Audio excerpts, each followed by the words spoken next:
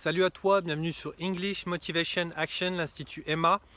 Merci à Cassandra, Jenny, Saïd pour leur soutien. Moi, c'est Mourad Trotter. Je te donne tout de suite le type numéro 4.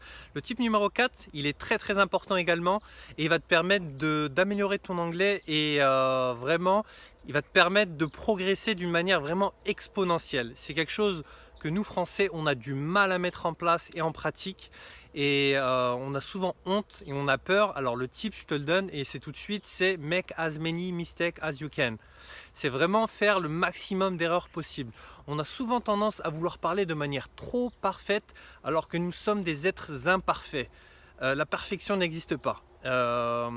Si tu veux apprendre une langue, il faut faire des erreurs. Si tu ne fais pas d'erreurs, tu ne progresseras jamais de ta vie. Par contre, dans ce conseil-là, il faut comprendre que le but n'est pas de faire plusieurs fois la même erreur.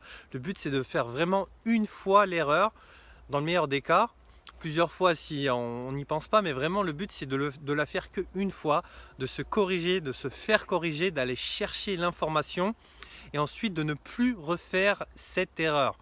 Et l'erreur n'est pas de faire une erreur, l'erreur est de ne pas se corriger lorsque l'on fait une erreur.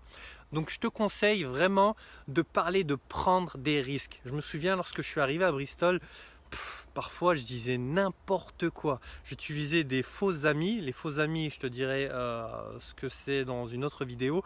Mais concrètement, c'est un mot qui ressemble au français ou bien c'est un mot français mais qui veut dire vraiment l'opposé ou quelque chose totalement différent en anglais. Donc vraiment, tu peux te taper la honte si tu prends des risques et si tu essayes de placer des mots à la va-vite. Donc je te conseille vraiment de prendre des risques et c'est pas grave hein, de se tromper. Je te conseille vraiment de te tromper, de te corriger et de cette manière-là, tu vas vraiment progresser en anglais et acquérir un max de vocabulaire. Tout de suite, je te donne le conseil numéro 5.